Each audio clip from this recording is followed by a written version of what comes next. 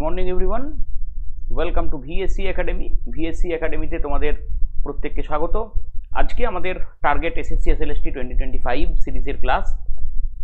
যেমনটা আমরা আলোচনা করছিলাম ইউপিএসসি ডব্লিউবিসিএস সিরিজ, এনটিএ নেটের সিরিজ, এরকমভাবে আমরা কিছু কিছু বিষয় ভিত্তিক ক্লাস আলোচনা করছি। আজকে তেমনই কামিং এসএসসির যে নোটিফিকেশন আসতে চলেছে বা যে নোটিফিকেশন আসবে বলে বিভিন্ন সোর্স থেকে জানা যাচ্ছে, এবং এটা ওপেন সোর্স থেকে অবভিয়াসলি, তার উপর বেস করে আমরা কিছু টপিক ওয়াইজ আলোচনা রেখেছি। আজকে তার মধ্যে আমরা আলোচনা করব heat zone and pressure belt সম্বন্ধে, অর্থাৎ আমাদের পৃথিবীর যে তাপমণ্ডল বা তাপ বলয় এবং তার সাথে সাথে পৃথিবীর যে চাপ বলয় বা চাপমণ্ডল বলা যেতে পারে, এই জায়গাটা আলোচনা করব। এবং তার সাথে যে বায়ু প্রবাহ, কিভাবে বায়ু প্রবাহ হয়, বায়ু প্রবাহের যে ধরন, সেই বিষয়টা আমি আজকের সেশনে তুলে ধরব। আশা করি প্রত্যেকের কাছে আমি অডিও ভিজুয়াল আমার ক্লিয়ার আছে, আমি প্রত্যেকের কাছে অডিবল এবং visible. So let's start. Temperature zone of the earth দিয়ে আমরা শুরু করি। দেখো, আমাদের পৃথিবীর যে টেম্পারেচার জোন আছে, অর্থাৎ পৃথিবীর যে তাপমণ্ডল আছে, মূলত এই তাপমণ্ডলের উৎপত্তি, তাপমণ্ডলের সোর্সের কথা যদি আমরা বলি, পৃথিবীতে প্রধান সোর্স হচ্ছে সূর্য।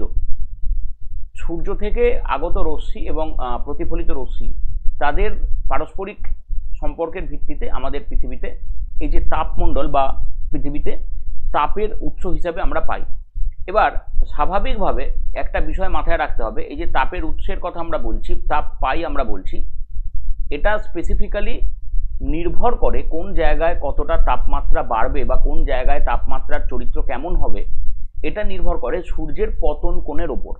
সূর্যের পতন কোণ মানে কোনো একটা জায়গাতে, লেটস সাপোজ এই একটা পার্টিকুলার অঞ্চলেতে সূর্যরশ্মি যদি সোজাসুজি পড়ে, তাহলে তার এরিয়াল এক্সটেনশন মানে স্থানগত যে বিস্তার, সেটা তুলনামূলক কম হয়, কিন্তু ইন্টেন্সিটি অফ হিটিং, অর্থাৎ ওই জায়গাটাতে কত বেশি পরিমাণে তাপমাত্রা তৈরি হচ্ছে বা ওই জায়গাটাতে কত বেশি পরিমাণে তাপমাত্রা যাচ্ছে, সেটা কিন্তু অনেকটা বেশি হয়। অন্যদিকে কোনো জায়গাতে যদি সূর্যরশ্মি তির্যকভাবে পড়ে, তাহলে এই জায়গার যে অঞ্চলগত বিস্তার বা এক্সটেনশন অফ এরিয়া, এটা অনেকটা বেশি হয়। স্বাভাবিক ব্যাপার, এটা অনেকটা বেশি হবে, কিন্তু অ্যাট দ্য সেম টাইম মনে রাখতে হবে তার সাথে সাথে যে এই জায়গাতে যদিও সেটা বেশি হয়, তার ইন্টেন্সিটি বা তীব্রতার পরিমাপটা কিন্তু তুলনামূলক অনেকটা কম হয়। ফলে এই ইন্টেন্সিটি যদি কম হয়, তাহলে সেই জায়গায় উষ্ণতা স্বাভাবিকভাবে কম হবে, এবং এই যে স্বাভাবিকভাবে কম উষ্ণতা আমরা দেখতে পাচ্ছি, তার কারণে সেটাকে আমরা কম উষ্ণতাযুক্ত অঞ্চল বা মণ্ডল হিসেবে চিহ্নিত করছি। ঠিক আমাদের পৃথিবীর ক্ষেত্রে আমরা যদি লক্ষ্য করি, সূর্যালোকের যে পতন কোণ, সেটা ভিন্ন ভিন্ন জায়গায় ভিন্ন ভিন্ন রকমের হয়। পৃথিবীর প্রধান যে অক্ষরেখা, সেগুলোকে যদি আমরা দেখি, পৃথিবীর প্রধান অক্ষরেখাগুলিকে আমরা মূলত 5টা ভাগে ভাগ করতে পারি, মানে উভয় গোলার্ধ নিয়ে আর কি, আমরা টোটাল মেজর 5টা ভাগ পাই। যেমন এটা হচ্ছে নিরক্ষীয় রেখা বা নিরক্ষরেখা 0 ডিগ্রি। এরপর উত্তর দিকে আমরা পাই 23.5 ডিগ্রি নর্থ, দক্ষিণ দিকে আমরা পাই 23.5 ডিগ্রি সাউথ, উত্তর দিকে 66.5 ডিগ্রি নর্থ এবং দক্ষিণ দিকে 66.5 ডিগ্রি সাউথ। এই যে অংশ 66.5 ডিগ্রি নর্থ এবং 66.5 ডিগ্রি সাউথ, এই যে অংশ সামগ্রিকভাবে সূর্যালোকের যে বিস্তার, অর্থাৎ সূর্যের উত্তরায়ন এবং দক্ষিণায়ন, এই পথটা যদি আমরা দেখি, নর্থওয়ার্ড এবং সাউথওয়ার্ড মুভমেন্ট অফ দ্য সান, এই পথটা যদি আমরা দেখি, তাহলে সূর্য ম্যাক্সিমাম উত্তর দিকে কিরণ দিতে পারে 23.5 ডিগ্রি নর্থ এই রেখার ওপর, এবং দক্ষিণ দিকে কিরণ দিতে পারে 23.5 ডিগ্রি সাউথ এই রেখার ওপর। তাহলে উত্তর এবং দক্ষিণ এই দুটি রেখার ওপর তাদের ম্যাক্সিমাম কিরণ দেওয়া পসিবল হয়। ফলে বোঝাই যাচ্ছে যে সূর্য কিন্তু এর বাইরে, মানে 23.5 ডিগ্রি নর্থ এর বাইরে বা 23.5 ডিগ্রি সাউথের বাইরে, উত্তর বা দক্ষিণ দিকে যথাক্রমে কখনো লম্বভাবে সৌরকিরণ দিতে পারে না। ফলে উষ্ণতার ক্ষেত্রে আমরা যদি দেখি, উষ্ণতার ক্ষেত্রে এই যে অঞ্চলটা, এই যে পার্টিকুলার অঞ্চলটা বা এর আশেপাশের অঞ্চলটা সারা বছর মোটামুটি উষ্ণতার মাত্রা বেশি থাকবে। এই অঞ্চলটাতে সারা বছর আমরা উষ্ণতার মাত্রা বেশি পাবো। অন্যদিকে আমরা যদি লক্ষ্য করি তার পরবর্তী যে অঞ্চল আছে, অর্থাৎ যেটাকে আমি গ্রিন কালার এখানে মার্ক করছি, এই যে অঞ্চলটা গ্রিন কালারে যে জায়গাটা আমি মার্ক করছি, উভয় দিকে উত্তর এবং দক্ষিণ উভয় দিকে এই মার্ক করা যে অঞ্চলটা আছে, এই জায়গাটাতে আমরা কি দেখতে পাবো? এই জায়গাটাতে আমরা দেখতে পাবো যে উষ্ণতার মাত্রা, এই জায়গাটাতে উষ্ণতার মাত্রা তুলনামূলক কম হবে। এবং এই ব্লু কালার্ড মার্ক যে অংশটা আছে দেখো, এই জায়গাটাতে উষ্ণতার মাত্রা কিন্তু আরো কম হবে, কারণ সূর্যালোক যেখানে লম্বভাবে পড়ছে, সোজাসুজি পড়ছে, সেই জায়গায় উষ্ণতার মাত্রা বেশি, এবং যে জায়গাতে লম্বভাবে বা সোজাসুজিভাবে পড়ছে না, সেই জায়গা থেকে ক্রমশ কমতে থাকে। ফলে এই রকম বিষয়ের উপর ভিত্তি করে পৃথিবীকে মোট 3টি অঞ্চলে আমরা ভাগ করতে পারি। তবে হ্যাঁ, এই শ্রেণী বিভাজনের যে বিষয়টা সেটা এরকম বিষয়ের উপর ভিত্তি করেই হয়। আমি এটা তোমাদের সামনে তুলে ধরছি। আমার স্ক্রিনের ডান দিকে যে ছবিটা আছে তোমরা দেখতে পাচ্ছ, 3টে অংশ ভাগ করা আছে। তাহলে এই যে পার্টিকুলার জোনটার কথা আমরা বলছি, ইকুয়েটর, নিরক্ষরেখা এবং নিরক্ষরেখার উভয় পাশে প্রায় ট্রপিক অফ ক্যান্সারের কাছাকাছি অঞ্চল পর্যন্ত এই যে অঞ্চলটা, তাকে আমরা বলে থাকি কি? তাকে আমরা বলে থাকি টরিড জোন, বা এই অঞ্চলটার নাম হচ্ছে উষ্ণমণ্ডল। একে বলা হয় টরিড জোন বা উষ্ণমণ্ডল। এর পাশে আমরা যদি দেখি এই যে অঞ্চলটা, অর্থাৎ আর্কটিক সার্কেল পর্যন্ত যে অঞ্চলটা দেখা যায়, এই অঞ্চলটাকে বলা হয় টেম্পারেট জোন বা নাতিশীতোষ্ণ মণ্ডল।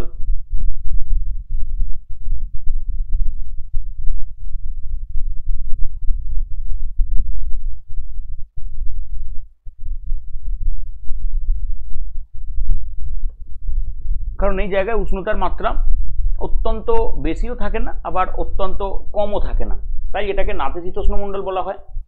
এবং আরেকটা যে অঞ্চল আছে একেবারে এই যে আর্কটিক সার্কেলের পরবর্তী উত্তর বা দক্ষিণ দিকের অংশ, যে জায়গাটা আমি এখানে দেখো 66.5 ডিগ্রির উত্তর বা দক্ষিণ দিকে দেখিয়েছি, এখানে বুঝতেই পারা যাচ্ছে যে সূর্যালোক কখনো পৌঁছাতে পারে না। এই যে অঞ্চলটা, এটাকে আমরা জেনারেলি বলে থাকি কি? এটাকে আমরা জেনারেলি বলে থাকি হিমমণ্ডল বা ফ্রিজিড জোন। তাহলে এই 3টে অঞ্চল মূলত আমাদের পৃথিবীর তাপ বলয় হিসাবে পরিচিত। এই 3টে অঞ্চল আমাদের পৃথিবীর তাপ বলয় নামে পরিচিত, এবং তাপ বলয় 3টে অংশকে আমরা ভাগ করতে পারি। এর পরবর্তীতে এই তাপ বলয়ের সাথে আমাদের পৃথিবীর বা পৃথিবী যে চাপ বলয় বিভক্ত, সেই বিষয়টা আলোচনা করব। তাহলে তাপ বলয়ের সাথে চাপ বলয়ের প্রধান সম্পর্ক কি? তাপ বলয়ের সাথে চাপ বলয়ের প্রধান সম্পর্ক হচ্ছে, আমরা যদি লক্ষ্য করি, তাপ ও চাপ এই যে দুটি উপাদান, ক্লাইমেটের এই দুটি উপাদান, এরা কিন্তু সম্পূর্ণভাবে ভিন্নধর্মী। ভিন্নধর্মী মানে কি স্যার? যখন তাপমাত্রার পরিমাণ বাড়ে তখন স্বাভাবিকভাবে চাপের পরিমাণ কম হয়, যখন তাপমাত্রার পরিমাণ কমে তখন স্বাভাবিকভাবে চাপের পরিমাণ বেশি হয়। এটা একটা সিম্পল বিষয়। এবার কেন, এটাকে যদি আমরা ব্যাখ্যা করার চেষ্টা করি, যে তাপমাত্রা বাড়ছে মানে কি, বস্তুর মধ্যে যে অণুগুলো আছে সেই অণুগুলো কিন্তু ঘন সন্নিবিষ্ট হচ্ছে। তাপমাত্রা বাড়ছে, যখনই তাপমাত্রা বাড়ছে তাহলে এ কি চাইবে? এক্সপ্যান্ড করতে। যখনই এক্সপ্যান্ড করতে চায় তখনই বায়ু হালকা হয়, এবং বায়ু হালকা হয়ে ওপর দিকে উঠে যায়। ফলে কোনো একটা পার্টিকুলার অঞ্চলের ক্ষেত্রে যদি আমরা লক্ষ্য করি, তাহলে বায়ু হালকা হয়ে ওপর দিকে যদি উঠে যায়, তাহলে ওই পার্টিকুলার অঞ্চলে যে অ্যামাউন্টের বায়ু ছিল, যে পরিমাণ বায়ু ওই জায়গাতে ছিল, সেই পরিমাণ বায়ু কি আর ওই জায়গাতে থাকবে? না, থাকবে না। তার ফলে কি হয়? তার ফলে ওই জায়গাতে আমরা নিম্নচাপ দেখতে পাবো। তার ফলে ওই জায়গাতে আমরা নিম্নচাপ দেখতে পাই। ঠিক আবার এর উল্টো যদি হয়, কোনো জায়গাতে যদি শীতলতা বাড়ে, তাহলে শীতলতা বাড়লে সেই জায়গাতে কি হয়? বায়ু নিচের দিকে নেমে আসে, ভূপৃষ্ঠস্থ অঞ্চলের কাছাকাছি নেমে আসে, এবং সেই জায়গাতে বায়ুর অত্যন্ত বেশি অ্যাকিউমুলেশন হওয়ার ফলে, বায়ুর অত্যন্ত বেশি অ্যাকিউমুলেট করার ফলে আমরা সেই জায়গাতে দেখতে পাই কি? সেই জায়গাতে দেখতে পাই যে একটা উচ্চচাপ কেন্দ্র তৈরি হয়েছে। মোটামুটিভাবে এই নিম্নচাপ এবং উচ্চচাপের যে বিষয়টা, সেটাকে আমরা এইভাবে আলোচনা করতে পারি। উচ্চচাপ এবং নিম্নচাপের বিষয়টাকে এইভাবে আলোচনা করা যায়।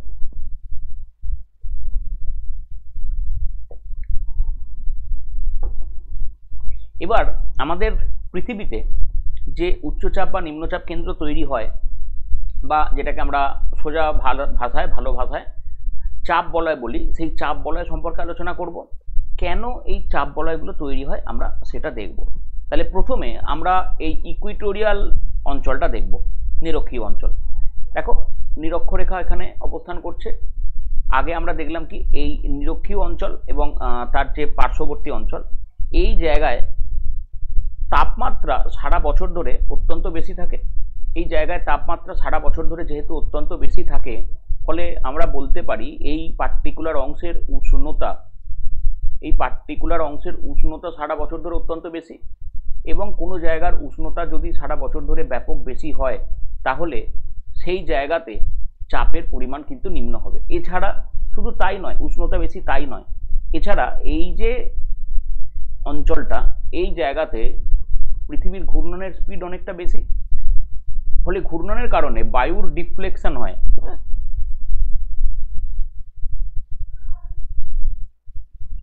ঘূর্ণনের কারণে বায়ুর ডিফ্লেকশন হয়, বায়ু বিচ্যুত হয়। ঠিক আছে, সেই কারণে আমরা বায়ুকে বিচ্যুত হতে দেখি, এবং বায়ু বিচ্যুত হওয়ার ফলে এই নিরক্ষীয় অঞ্চল থেকে ছিটকে বাইরের দিকে বেরিয়ে যায়। রাইট, এবার আমি আসি বিষয়টা কিভাবে হয়। ধরে নেওয়া যাক এটা হচ্ছে ভূপৃষ্ঠ,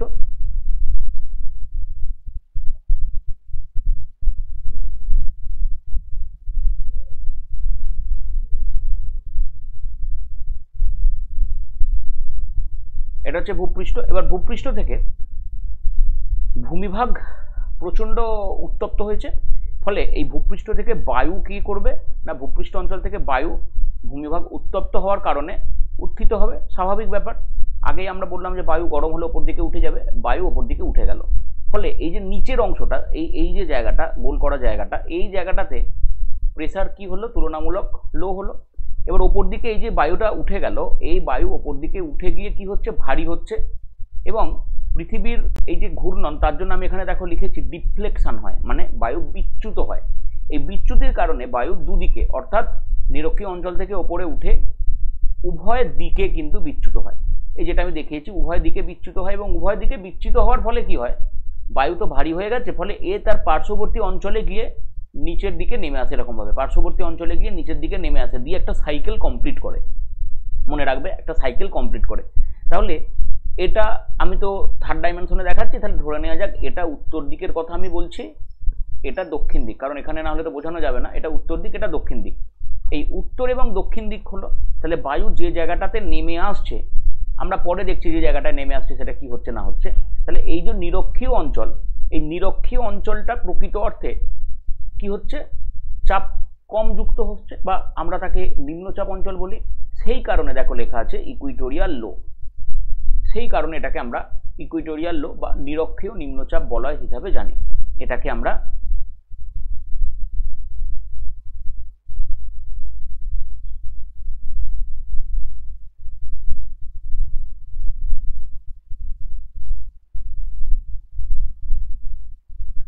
নিরক্ষীয় নিম্নচাপ অঞ্চল বলে জানি। এরপর কি, এরপর হচ্ছে যে আছে সাবট্রপিক্যাল হাই প্রেসার বেল্ট, বা যাকে আমরা বলে থাকি কর্কটীয় ও মকরীয় উচ্চচাপ বলা, তাই তো, সাবট্রপিক্যাল হাই প্রেসার বেল্ট। এবার এই জায়গাটাতে তার মানে হাই প্রেসার তৈরি হয়েছে। স্যার কেন হাই প্রেসার তৈরি হয়েছে, এটা আমি তোমাদের এবার বলি। খুব ভালো করে লক্ষ্য করো, এই যে অঞ্চলটা দেখো, লো প্রেসার আমরা দেখলাম নিরক্ষীয় নিম্নচাপ অঞ্চল, তাহলে তার উভয় পাশে বায়ু বিক্ষিপ্ত হয়ে এসে কোথায় সঞ্চিত হচ্ছে, তার পার্শ্ববর্তী অঞ্চলে আমি এখানে দেখিয়েছি। তাহলে এই যে বায়ু সঞ্চিত হচ্ছে সেটা তো এই জায়গাগুলি, এই দুটি জায়গাতে উত্তর এবং দক্ষিণ উভয় দিকে এই দুটি অঞ্চলেতে বায়ু এসে সঞ্চিত হচ্ছে না, এই দুটি অঞ্চলেতে বায়ু এসে মিলিত হচ্ছে। ফলে এই জায়গাতে যে বায়ু এসে মিলিত হচ্ছে, এই জায়গাতে যে বায়ুর সঞ্চয় আমরা দেখতে পাচ্ছি, সেই বায়ুর সঞ্চয় এই অঞ্চলটাকে উচ্চ করছে, কারণ এই অঞ্চলে যে বায়ু ছিল প্লাস নিরক্ষীয় অঞ্চল থেকে বিক্ষিপ্ত হয়ে আসা বায়ু এখানে অ্যাড হচ্ছে। ক্লিয়ার? তার জন্য দ্বিতীয়ত এই যে অঞ্চলটা, এই যে সাবপোলার লো রিজিয়ন, আমরা পরে দেখবো কেন আসে বা কি হয়, আমি আসছি পরে সেই জায়গাতে। এই অঞ্চল থেকেও কিছু বায়ু এসে এখানে অ্যাড হয়, এই দক্ষিণ দিকে কিছু বায়ু এসে অ্যাড হয় এবং এইখানে সাবপোলার লো অঞ্চলের রেসপেক্টে কিছু বায়ু উত্তর দিকে গিয়ে অ্যাড হয়। কেন হয় আমি পরে বলছি, আপাতত শুধু এইটুখানি বোঝো যে সাবপোলার লো রিজিয়ন যেটা আছে তারও উত্তর দিকে যে অংশ, মানে সাবট্রপিক্যাল হাই এর উত্তর দিকে যে অংশ, অর্থাৎ উত্তর গোলার্ধে কর্কট ক্রান্তি বা কর্কট ক্রান্তীয় চাপ বলা হয়, যেটা ক্রান্তীয় চাপ বলা হয় উত্তর দিকের অংশ, তার উত্তর দিকে, এবং দক্ষিণ দিকে মকর ক্রান্তীয় চাপ বলা হয় যেটা, তার দক্ষিণ দিকের অংশ থেকে বায়ু ছুটে আসে। ফলে এই সাবট্রপিক্যাল হাই প্রেসার থেকে আমরা দুটো বায়ুকে যুক্ত হতে দেখি এই জায়গাতে। দুটো বায়ু কি কি আমি এখানে লিখে দিচ্ছি। নিরক্ষীয় অঞ্চলের বায়ু যুক্ত হয়, ঠিক আছে, নিরক্ষীয় অঞ্চলের বায়ু যুক্ত হয়।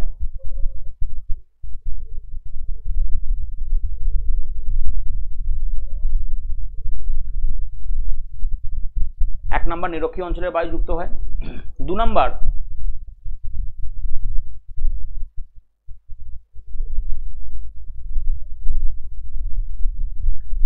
মেরুবৃত্ত প্রদেশীয় অঞ্চলের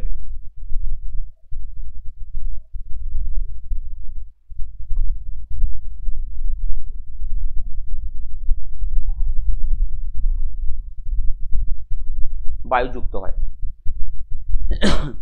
তাহলে বোঝা গেল মেজর দুটো রিজন আমরা এখানে দেখতে পাচ্ছি, একটা হচ্ছে নিরক্ষীয় অঞ্চলের বায়ু যুক্ত হয়, আর একটা মেরুবৃত্ত প্রদেশীয় অঞ্চলের বায়ু এই জায়গাতে যুক্ত হয়, তাই তো? তাহলে এই দুটো জায়গার বায়ু যুক্ত হচ্ছে, প্লাস এই অঞ্চলটাতে আমরা দেখতে পাচ্ছি উষ্ণতার মাত্রা, মানে সূর্যালোকের দ্বারা এই অঞ্চলটাতে উষ্ণতার মাত্রা কি হবে? তুলনামূলক কম হবে। সূর্যালোকের দ্বারা এই অঞ্চলটাতে উষ্ণতার মাত্রা তুলনামূলক কম, কারণ এই জায়গাটাতে তির্যক রশ্মি পড়ে। আমরা আগেই আলোচনা করেছি এই অঞ্চলটাতে দেখো যে যেখানে তির্যকতা বাড়ে সেই জায়গাতে এরিয়া তো অনেকটা বেশি হয়, সূর্যালোকের প্রভাব তো অনেকটা বেশি জায়গা জুড়ে পড়ে, কিন্তু তার ইন্টেন্সিটি তুলনামূলক অনেকটা কম হয়। এই কারণে এই পার্টিকুলার অঞ্চলটাতে আমরা উষ্ণতার মাত্রা কম দেখব, এবং উষ্ণতার মাত্রা কম হওয়ার অর্থ হলো সেই জায়গায় চাপের পরিমাণ তুলনামূলক বেশি। এই কারণে সাবট্রপিক্যাল হাই, বা এটাকে আমরা বলছি ক্রান্তীয় উচ্চচাপ বলয়।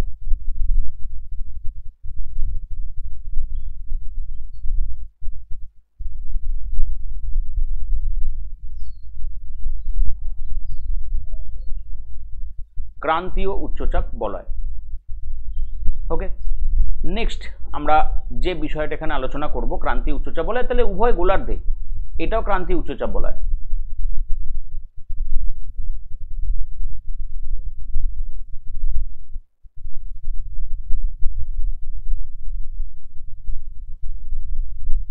এটা হচ্ছে ক্রান্তীয় উচ্চচাপ বলয়। উত্তর গোলার্ধে কর্কট ক্রান্তীয়, দক্ষিণ গোলার্ধে মকর ক্রান্তীয়। এবার দেখো সাবপোলার লো রিজিয়ন যেটা বলছিলাম, তাহলে এই জায়গা পর্যন্ত তো মিটলো।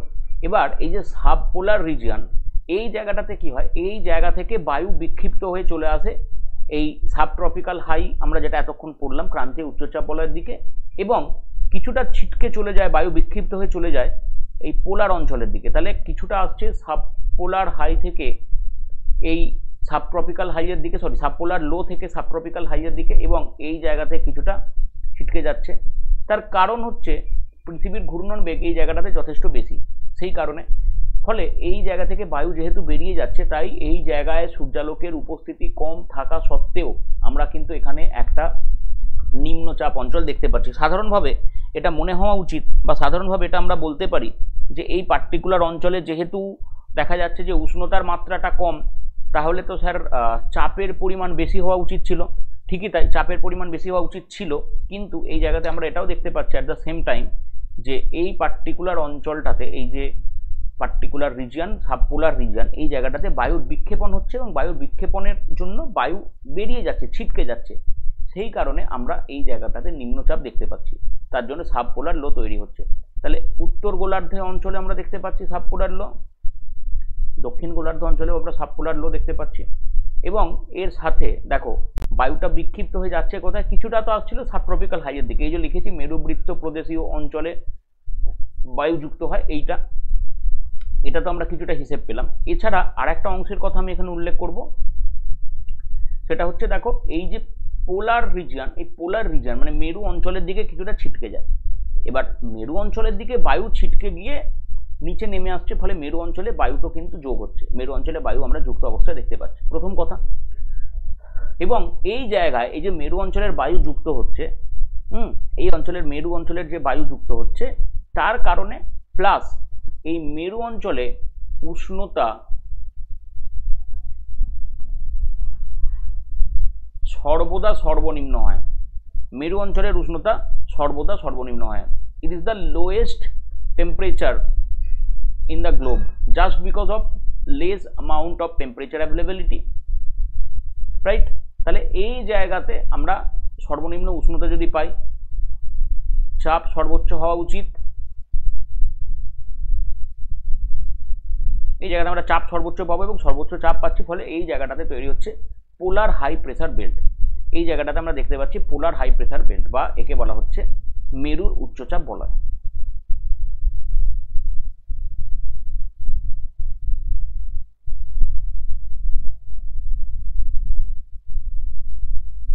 এই হচ্ছে মেজর আমাদের চাপ বলয়গুলি। এবার এই চাপ বলয়ের উপর ভিত্তি করে আমরা দেখতে পাবো যে আমাদের পৃথিবীতে বায়ু প্রবাহিত হয়। তার আগে বায়ু প্রবাহ সম্পর্কে বেসিক যেটা আমরা বিষয়, যে নিয়ত বায়ু প্রবাহ বা এই যে বিষয়টা আলোচনা করা হয়, এটা আলোচনা করব। তার আগে আমাদেরকে মাথায় রাখতে হবে যে বায়ু প্রবাহ কিভাবে হয়। এই পর্যন্ত প্রত্যেকের কাছে ক্লিয়ার আছে কিনা আমাকে একটুখানি বলো, যারা যারা এই মুহূর্তে ক্লাসে আছো প্রত্যেকের কাছে ক্লিয়ার আছে কিনা আমাকে একটুখানি বলো।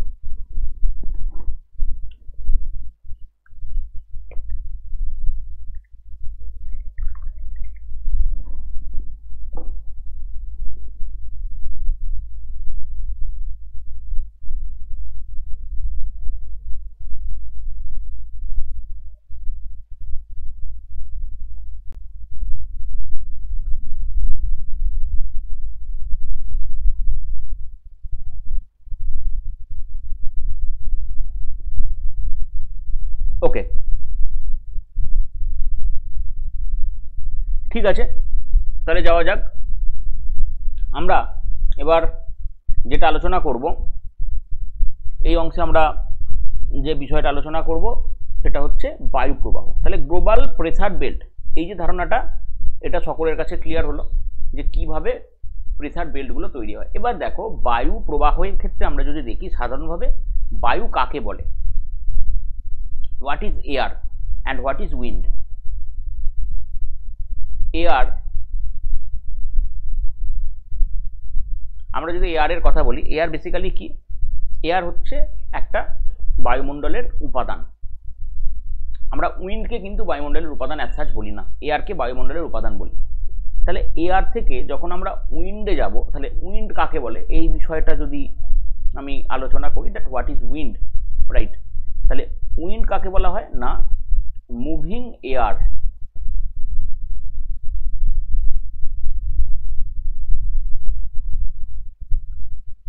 is called wind. Moving air is called wind. Moving air K wind বলা হয়, ঠিক আছে? মুভিং এয়ারকে আমরা উইন্ড বলে থাকি। আই হোপ প্রত্যেকের কাছে এইটুখানি বেসিক জিনিস ক্লিয়ার। এবং এয়ার কিভাবে ফ্লো করে, মূলত এয়ারের যে ফ্লো হয়, ধরে নেওয়া যাক যে এটা ভূপৃষ্ঠ, এই ভূপৃষ্ঠস্থ অংশের সাথে বা ভূপৃষ্ঠস্থ অঞ্চলের সাথে এটা প্রবাহিত কেমন ভাবে হয়, ভূপৃষ্ঠস্থ অঞ্চলের সাথে এটা প্রবাহিত হয় হরিজন্টালি।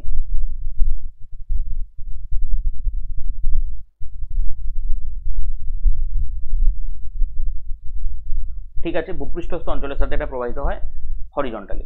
ক্লিয়ার? এই যে বিষয়টা, এটাকে বলা হয় বায়ু প্রবাহ। এবার বায়ু কেন প্রবাহিত হয়? সাধারণত বায়ু প্রবাহের ক্ষেত্রে প্রধান যে নিয়মটা কার্যকর হয়, বায়ু প্রবাহের ক্ষেত্রে প্রধান যে বিষয়টা কার্যকর হয় সেটা কি? সেটা হচ্ছে প্রেসার ডিফারেন্স। সেটাকে আমরা বলে থাকি প্রেসার ডিফারেন্স। বায়ু প্রবাহিত হয় চাপের পার্থক্যের জন্য।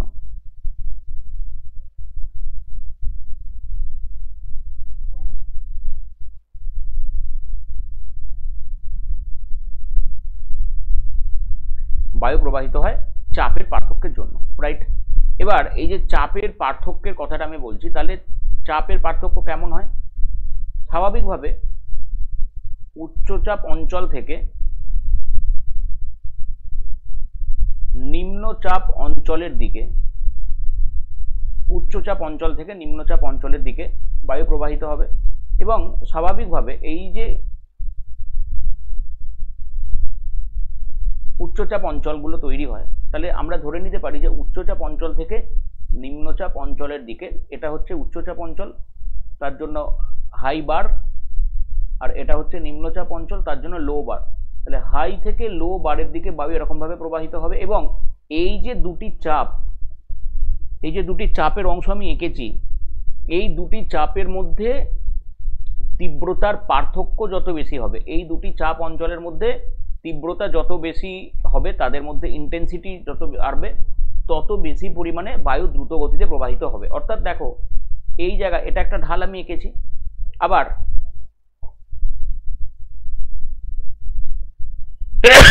সরি এই জায়গাতে আমি আরেকটা ঢাল আঁকছি,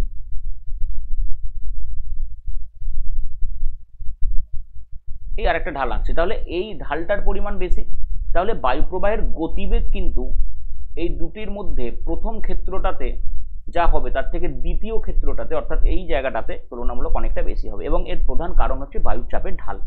ঠিক এইরকমভাবে বায়ু প্রবাহিত হয়। আমরা বায়ু প্রবাহকে যদি লক্ষ্য করি, বেশ অনেকগুলি ভাগে বায়ু প্রবাহকে আমরা ভাগ করতে পারি, প্রচুর ভাগে আমরা বায়ু প্রবাহকে ভাগ করতে পারি। সেটা কি কি? আমরা যে কতগুলি ভাগে বায়ু প্রবাহকে ভাগ করতে পারি সেগুলো হচ্ছে, যেমন নিয়ত বায়ু আমরা এখানে লিখতে পারি অ্যাজ প্ল্যানেটারি উইন্ড, অর্থাৎ আয়ন বায়ু, মেরু বায়ু ইত্যাদি যে বায়ুগুলো আছে তাদেরকে আমরা নিয়ত বায়ু প্রবাহ বলে থাকি। তারপর হচ্ছে আমরা ইররেগুলার উইন্ড পাই,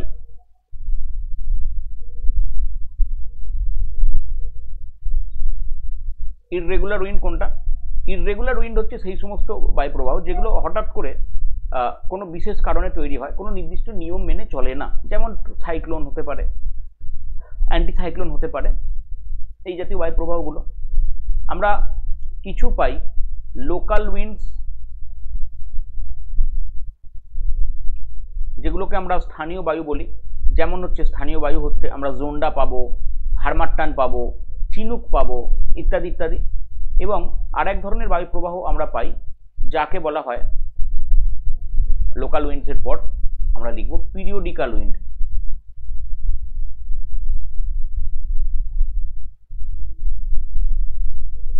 পিরিয়ডিক্যাল উইন্ড মানে কি? একটা নির্দিষ্ট পর্বে, তাই তো? পিরিয়ডিক্যাল উইন্ড মানে হচ্ছে একটা নির্দিষ্ট পর্বে আমরা যে বায়ুটা প্রবাহিত হতে দেখি তাকে বলা হয় পিরিয়ডিক্যাল উইন্ড, রাইট? এই যে বায়ু প্রবাহটা, এই বায়ু প্রবাহের টোটাল আমরা ক্লাসিফিকেশন করতে পারি। স্পেসিফিক্যালি আমরা আলোচনা করব যে বায়ু প্রবাহটা, আমরা আলোচনা করব আজকের নিয়ত বায়ু প্রবাহ। সো এই যে নিয়ত বায়ু প্রবাহ বা প্ল্যানেটারি উইন্ড, কেন এটা নিয়ত বায়ু প্রবাহ? তার কারণ কি? তার কারণ হচ্ছে নির্দিষ্ট নিয়মে সারা বছর ধরে নির্দিষ্ট নিয়মে এই বায়ু প্রবাহিত হয়। এই বায়ু মানে থ্রু আউট দ্য গ্লোব একটাই নির্দিষ্ট নিয়ম মেনে প্রবাহিত হয়, সেই কারণে এটাকে আমরা এরকম নামে ডেকে থাকি। তাহলে কি? খুব সোজা কথায় আমরা বলেছিলাম যে বায়ু প্রবাহের ক্ষেত্রে আমাদের মাথায় রাখতে হবে প্রেসারের ডিফারেন্স। তাহলে এই জায়গাটাতে হাই প্রেসার আছে, এই জায়গাটাতে লো প্রেসার আছে, আবার এই দিকেও হাই প্রেসার আছে। তাহলে সাধারণভাবে আমরা একটা বায়ু প্রবাহ দেখতে পাবো যে এই সাবট্রপিক্যাল হাই প্রেসার থেকে ইকুইটোরিয়াল লো প্রেসারের দিকে, সাবট্রপিক্যাল হাই প্রেসার থেকে ইকুইটোরিয়াল লো প্রেসারের দিকে যে বায়ুটা প্রবাহিত হয় সারা বছর ধরে, এই বায়ুটাকে আমরা বলে থাকি সাধারণত ট্রেড উইন্ড বা আয়ন বায়ু। এবার এই যে আমরা প্ল্যানেটারি উইন্ড বলছি, বেসিক্যালি প্ল্যানেটারি উইন্ডকে না তিনটে ভাগে ভাগ করা হয়। প্ল্যানেটারি উইন্ড সিস্টেমকে আমরা তিনটে ডেফিনাইট ক্লাসিফিকেশন করতে পারি। এই প্ল্যানেটারি উইন্ড সিস্টেমের ক্লাসিফিকেশনটা কেমন আমি দেখাবো, 1 মিনিট। প্ল্যানেটারি উইন্ড সিস্টেমের ক্ষেত্রে একটা হয় যাকে আমরা বলে থাকি ট্রেড উইন্ড বা আয়ন বায়ু। এর প্রবাহ পথটা 0 থেকে 30 ডিগ্রি এই রেঞ্জে। ট্রেড উইন্ডের পর আমরা 2 নাম্বার যেটা বলবো সেটা হচ্ছে ওয়েস্টার্লিজ, পশ্চিমা বায়ু। এটা মূলত পাওয়া যায় 40, 50, 60 মানে 40 থেকে 60-র মধ্যে। এবং আরেকটা হচ্ছে পোলার উইন্ড বা মেরু বায়ু। এটা পাওয়া যায় 70, 80, 90, 70 to 90 ডিগ্রির মধ্যে। উভয় গোলার্ধে এটা আমরা দেখতে পাবো, উভয় গোলার্ধে এটা আমরা দেখতে পাবো। ফলে এই যে তিন ধরনের বায়ু প্রবাহের কথা আমি বলছি, এই তিন ধরনের বায়ু প্রবাহ মূলত নিয়মিত বায়ু বা প্ল্যানেটারি উইন্ড নামে পরিচিত, বা এদেরকে আমরা আরেকটা নামে ডাকতে পারি রেগুলার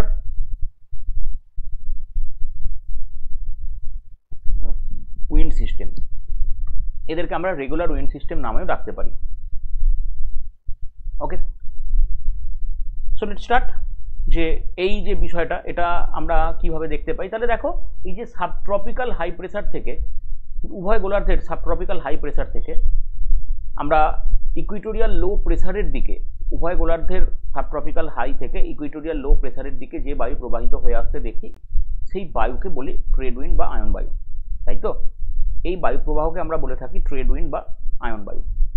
এবার এইখানে একটা বিষয়কে লক্ষ্য করো, এই যে ট্রেড উইন্ড বা আয়ন বায়ু প্রবাহিত হচ্ছে, এই আয়ন বায়ু উচ্চচাপ অঞ্চল থেকে নিম্নচাপ অঞ্চলের দিকে প্রবাহিত হচ্ছে, এবং এ যখন প্রবেশ করে তখন স্পেসিফিক্যালি জলভাগের ওপর দিয়ে প্রবেশ করে, এবং জলভাগের ওপর দিয়ে প্রবেশ করার ফলেতে প্রচুর পরিমাণে, যেহেতু একটা শুষ্ক অঞ্চলের বায়ু হিসাবে প্রবাহিত হয়ে আসছে, মানে শুষ্ক অঞ্চল থেকে, তার জলীয় বাষ্প ধারণ ক্ষমতা যথেষ্ট বেশি হয়, জলীয় বাষ্প ধারণ করে, এবং মহাদেশগুলিতে যখন প্রবেশ করে, মহাদেশগুলির পূর্বভাগ দিয়ে তো প্রবেশ করে, তাই একে ইস্টার্লিস বলা হয়।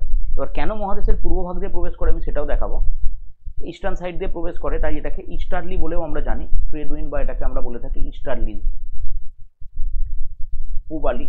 ফলে মহাদেশগুলির পূর্বভাগে কিন্তু ব্যাপক পরিমাণে বৃষ্টিপাত ঘটায়, এবং আস্তে আস্তে যখন পশ্চিম দিকে যায় বৃষ্টিপাতের পরিমাণ এটার কমতে থাকে। ফলে এই যে বিষয়টা, এটা কিন্তু আয়ন বায়ুর ক্ষেত্রে খুব অত্যন্ত গুরুত্বপূর্ণ। এবং এই যে কথাটা আমি বলছি যে কেন এটা পূর্ব দিক দিয়ে প্রবেশ করে, এর জন্য আমাদের পড়তে হবে একটা বিশেষ বিষয়, সেটাকে আমরা বলে থাকি ফেরেলের সূত্র। বেসিক্যালি বায়ু প্রবাহের ক্ষেত্রে এটা অত্যন্ত গুরুত্বপূর্ণ, ফেরেলস ল।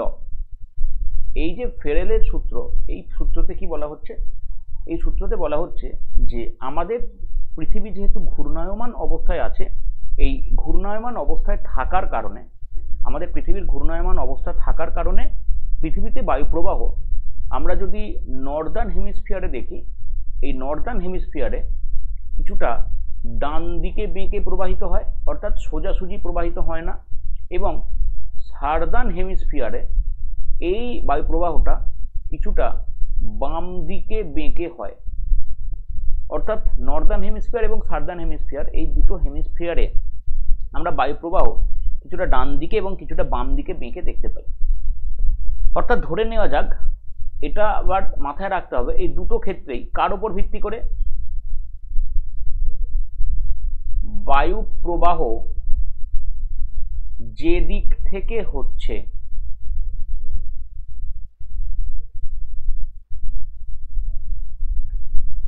এটা মনে রাখতে হবে যে বায়ু প্রবাহ যে দিক থেকে হচ্ছে সেই দিকের রেসপেক্টে আমি কথাটা বলছি। তাহলে উত্তর গোলার্ধে ডান দিকে আমরা যদি আয়ন বায়ুর ক্ষেত্রে দেখি, তাহলে হাই প্রেসার থেকে লো প্রেসারের দিকে বায়ু প্রবাহিত হচ্ছে, অর্থাৎ এই যে বায়ুটা প্রবাহিত হয়ে আসার কথা, বায়ুর প্রবাহিত হওয়ার নর্মাল নিয়ম হচ্ছে এইটা, কিন্তু বায়ু প্রবাহিত হবে কিভাবে, উত্তর গোলার্ধে ডান দিকে যেদিকে প্রবাহিত হচ্ছে তার রেসপেক্টে। তাহলে তার রেসপেক্টে ডান দিক কোনটা, তার রেসপেক্টে ডান দিক হচ্ছে এইটা, তার রেসপেক্টে ডান দিক হচ্ছে এইটা। এবং দক্ষিণ গোলার্ধে বাম দিকে, এক্ষেত্রেও তো তাই, দক্ষিণ গোলার্ধে যে বাম দিক আমি বলেছি, এটা তো সেম, এই কথাটা তো আমরা সেম লিখতে পারি যে বায়ু প্রবাহ যেদিক থেকে হচ্ছে তার রেসপেক্টে। তাহলে দক্ষিণ গোলার্ধের ক্ষেত্রে আমরা যদি দেখি এই যে সাবট্রপিক্যাল হাই, তাহলে বায়ু প্রবাহ কেমন হবে, নর্মাল হওয়ার কথা ছিল এইটা, এটা তো নর্মাল হওয়ার কথা, কিন্তু হচ্ছে কিভাবে, এরকম ভাবে হচ্ছে সাবট্রপিক্যাল হাই থেকে ইকুইটোরিয়াল লো এর দিকে। এই যে বিষয়টা ঘটছে, এই যে বিষয়টা এখানে দেখা যাচ্ছে, তাহলে উত্তর গোলার্ধে ডান দিকে এবং দক্ষিণ গোলার্ধে বাম দিকে, এটা তোমরা লক্ষ্য করে দেখো, যত মহাদেশ আছে পৃথিবীর ক্ষেত্রে, আমরা যদি মহাদেশগুলিকে এরকমভাবে আঁকি মোটামুটিভাবে, আফ্রিকা, এই মহাদেশগুলি দেখো প্রত্যেকটা ডান দিক দিয়ে ঢুকছে, এবং দক্ষিণের ক্ষেত্রেও যদি আমরা অস্ট্রেলিয়ার এটাও লক্ষ্য করি, দক্ষিণের ক্ষেত্রেও এটা ডান দিক দিয়ে ঢুকছে, তাই তো? এবং এই কারণে মহাদেশগুলির ডান দিকে তো বৃষ্টিপাত ভালো রকম হয়ে যায়, কারণ জলীয় বাষ্প মহাদেশগুলির ডান দিকে যথেষ্ট ভালো পরিমাণে বৃষ্টিপাত ঘটিয়ে এটা ক্রমশ বাঁ দিকে যায়, মানে মহাদেশগুলির পশ্চিম অংশে যায়, এবং মহাদেশগুলির পশ্চিমাংশে গিয়ে বৃষ্টিপাতের পরিমাণ কিন্তু কমে যায় মহাদেশগুলির পশ্চিমাংশে, সেই কারণে মরুভূমি তৈরি হয়েছে। এই একটা প্রশ্ন অনেক সময় জিজ্ঞাসা করে বেসিক একটা কনসেপ্টের উপর ভিত্তি করে। এবার এই যে ইকুইটোরিয়াল লো প্রেসার বেল্ট যে জায়গাটা আমি এখানে মার্ক করছি, দেখো এই পার্টিকুলার অঞ্চলটা, এই যে ইকুইটোরিয়াল লো প্রেসার বেল্ট, এই পার্টিকুলার অঞ্চলটাতে তাহলে তো তোমরা দেখতেই পাচ্ছ যে দুটো অংশ থেকে বায়ু এসে মিলিত হচ্ছে। একটা হচ্ছে উত্তর পূর্ব আয়ন বায়ু, উত্তর গোলার্ধের যে আয়ন বায়ু, এবং একটা হচ্ছে দক্ষিণ পূর্ব আয়ন বায়ু, দক্ষিণ দিক থেকে যে আয়ন বায়ু এসে মিলিত হচ্ছে।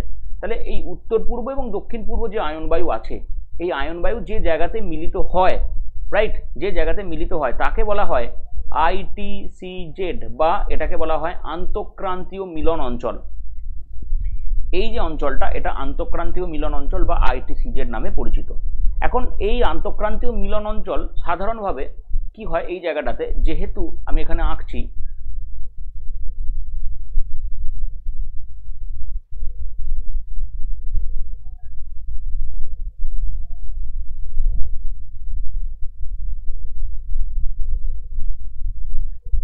এই জায়গাটাতে আমরা স্পেসিফিক্যালি কি দেখতে পাচ্ছি, এই জায়গাটাতে আমরা স্পেসিফিক্যালি দেখতে পাচ্ছি যে দুটো বায়ু এসে মিলিত হচ্ছে, ফলে এই জায়গায় বায়ুর ঊর্ধ্বগমন দেখা যায়, বায়ুর কিন্তু কোনো হরিজন্টাল মুভমেন্ট দেখা যায় না।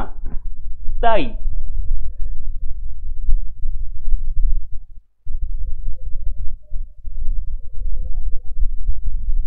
এটিকে আমরা শান্ত বলয় বলি, তাই এটিকে আমরা শান্ত বলয় বলে থাকি। এবং এই যে শান্ত বলয়, ঠিক আছে, এই শান্ত বলয়ের যে ঘটনাটা, এটাকে বলা হয় আন্তঃক্রান্তীয় শান্ত বলয় বলা যেতে পারে, বা এটাকে বলা হয়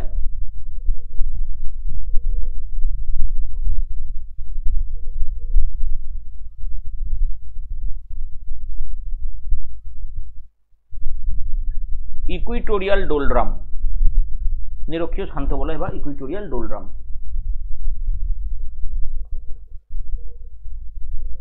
যেহেতু এই বায়ু মহাদেশের পূর্ব দিক দিয়ে প্রবেশ করে, তাই এটাকে ইস্টার্লিস বলা হয়।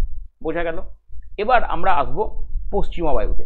আমাদের দ্বিতীয় যে বায়ু প্রবাহের কথা আমরা বলেছিলাম, দ্যাট ইজ নোন অ্যাজ ওয়েস্টার্লিস বা পশ্চিমা বায়ু। তাহলে আমরা আবার উচ্চচাপ এবং নিম্নচাপকে খোঁজার চেষ্টা করি। এইটা উচ্চচাপ এবং এটা হচ্ছে নিম্নচাপ অঞ্চল।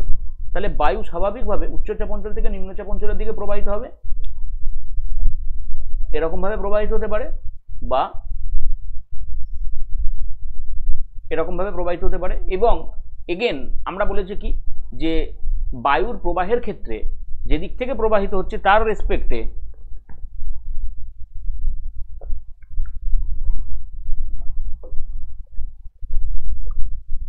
উত্তর গোলার্ধে ডান দিকে এবং দক্ষিণ গোলার্ধে বাম দিকে বেঁকে প্রবাহিত হবে। তাহলে এই যে বায়ুটা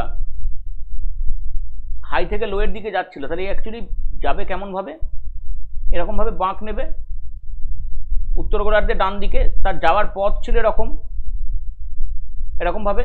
এবং দক্ষিণ গোলার্ধের ক্ষেত্রে দেখো, দক্ষিণ গোলার্ধের ক্ষেত্রে বাম দিকে বলেছি, দক্ষিণ গোলার্ধের বাম দিক কোনটা হচ্ছে,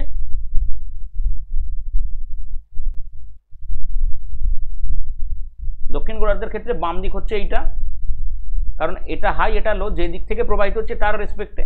ফলে এই জায়গাতেও তোমরা লক্ষ্য করতে পারো, এই যে পার্টিকুলার অঞ্চলের কথা বলা হচ্ছে, এই পার্টিকুলার অঞ্চলের ক্ষেত্রেও দেখো বায়ু কিন্তু প্রবেশ করছে মহাদেশগুলির পশ্চিম দিকে, এই দিক দিয়ে প্রবেশ করছে না, এটা মহাদেশের পশ্চিম হচ্ছে, প্রত্যেকটা মহাদেশের ক্ষেত্রে এটা পশ্চিম হবে, যে কারণে এই বায়ুকে পশ্চিমা বায়ু বলা হয়।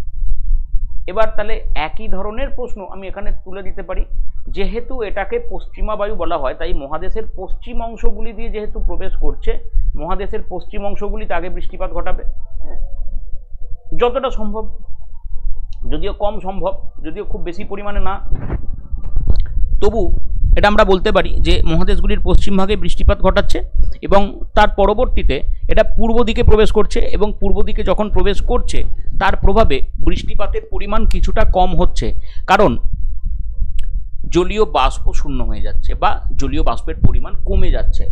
এই যে বিষয়টা, এটার কথা বলা যায়, সেই কারণে আমরা খুব বেশি পরিমাণে বৃষ্টিপাত পশ্চিমা বায়ু দ্বারা প্রবাহিত অঞ্চলে দেখতে পাই না। আর একটা বিষয় এখানে লক্ষ্য করা যেতে পারে যে পশ্চিমা বায়ু স্পেসিফিক্যালি আমরা উত্তর গোলার্ধের থেকে দক্ষিণ গোলার্ধে প্রবাহমানতাটা বেশি দেখতে পাবো, কারণ উত্তর গোলার্ধের ক্ষেত্রে আমরা যেটা দেখতে পাই সেটা হচ্ছে ল্যান্ডমাস বেশি আছে। উত্তর গোলার্ধের ক্ষেত্রে ল্যান্ডমাস বেশি, উত্তর গোলার্ধে ল্যান্ডমাস বেশি বলে বায়ুপ্রবাহটা বাধাপ্রাপ্ত হয়। উত্তর গোলার্ধে ল্যান্ডমাস বেশি হওয়ার কারণে বায়ুপ্রবাহ বাধাপ্রাপ্ত হয়, এবং এই বাধাপ্রাপ্ত যে বায়ুপ্রবাহ, রাইট, এই বাধাপ্রাপ্ত বায়ুপ্রবাহ কি করে, তুলনামূলক ধীর গতি। দক্ষিণ গোলার্ধের ক্ষেত্রে মানে এই যে 40 থেকে 60 ডিগ্রি, এটা যদি আমরা ওয়েস্ট ধরি,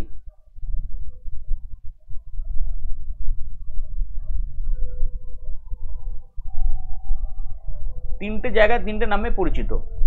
40 ডিগ্রিতে তাকে বলা হয়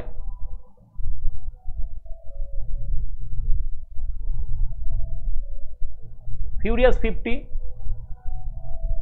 সরি ফিউরিয়াস 50, 50 ডিগ্রিতে বলা হয় এক্সট্রিমলি, সরি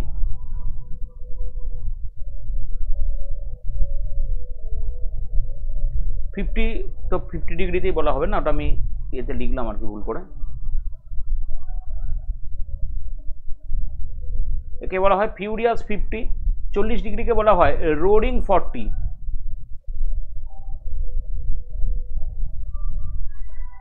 গর্জনশীল 40, এবং 60 ডিগ্রিকে বলা হয় লাউডার 60। মূলত বায়ু প্রবাহ অত্যন্ত দ্রুত গতিতে হয় বলে এরকম নাম দেওয়া হয়। তাহলে এটা গেল পশ্চিমা বায়ু। এরপর আমরা পড়বো মেরু বায়ু। তাহলে মেরু বায়ুর ক্ষেত্রেও একই কথা প্রযোজ্য। মেরু বায়ু মেরু উচ্চচাপ অঞ্চল থেকে মেরু বৃত্ত প্রদেশীয় নিম্নচাপ অঞ্চলের দিকে প্রবাহিত হবে। তাহলে আমরা যদি দেখি এই যে জায়গাটা পোলার হাই, তাহলে এখান থেকে এই লোয়ের দিকে প্রবাহিত হচ্ছে, এই লোয়ের দিকে প্রবাহিত হবে, তাহলে উত্তর গোলার্ধে ডান দিকে বেঁকে প্রবাহিত হবে। তাহলে উত্তর গোলার্ধে ডান দিকে বেঁকে পূর্ব দিক দিয়ে ঢুকবে, দক্ষিণ গোলার্ধে বাম দিকে বেঁকে পূর্ব দিক দিয়ে ঢুকবে। তাহলে এটাও কিন্তু পূবালি বায়ুর মতোই আমরা মোটামুটিভাবে দেখতে পাই, এটাও কিছুটা পূবালি বায়ুর মতোই প্রবাহিত হয়, শুধুমাত্র মাঝখানে এই যে বায়ুটা, পশ্চিমা বায়ুটা, সেটা আলাদা। তাহলে এই যে বায়ু, এই বায়ু অত্যন্ত শীতল প্রকৃতির হয়,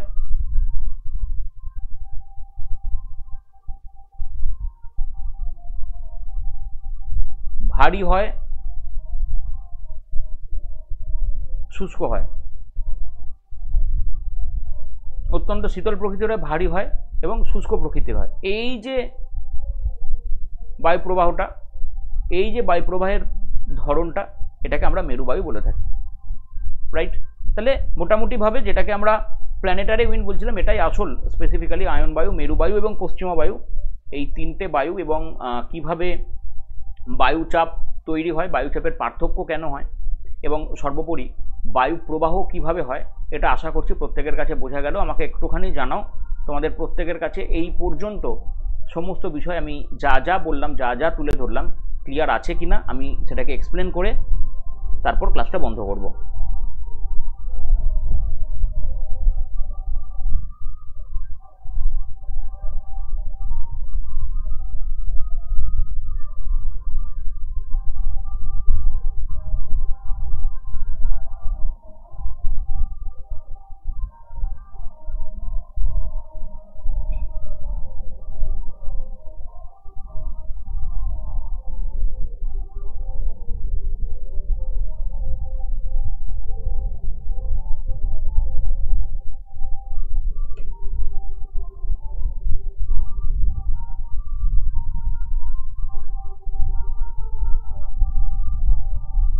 যারা যারা এই মুহূর্তে ক্লাসে আছো আমাকে কাইন্ডলি একটুখানি জানাও। আচ্ছা, নতুনরা বসতে পারবে কি না, এই প্রশ্নটার তো উত্তর ভাই আমি এরকমভাবে দিতে পারি না, কারণ নোটিফিকেশানের ওপর আমাদের নজর রাখতে হবে। ভ্রান্ত কথাবার্তা বলে বিভ্রান্ত করে তো তোমাদের লাভ নেই।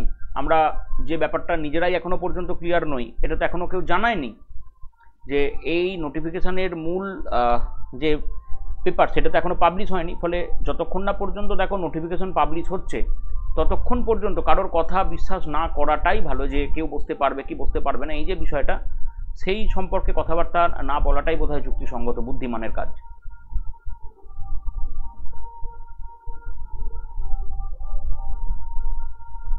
অনেকে বলছে বুঝতে পারবে, ডেফিনেটলি। দেখো আমি ওই জন্যই বললাম, এই ব্যাপারে আমি ব্যক্তিগতভাবে তো মন্তব্য করতে পারি না, তবে ধরে নেওয়া যেতে পারে যে হ্যাঁ, একটা চান্স আছে বলেই যে নিউজ পেপার কাটিং বলো বা যে জায়গাতে আমরা দেখতে পাচ্ছি সেখানে বলা হচ্ছে।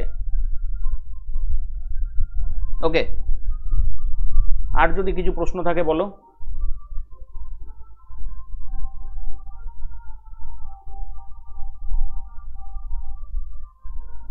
ওকে, দেন মোস্ট প্রবাবলি তোমাদের প্রশ্ন নেই যারা আছো, and I am extremely happy to see that. Anyways, এর পরবর্তীতে আর যদি কারোর কোনো প্রশ্ন থাকে সেটা কমেন্ট সেকশানে পিন করবে, আমি ডেফিনেটলি সেটার আনসার দেবো। So on this note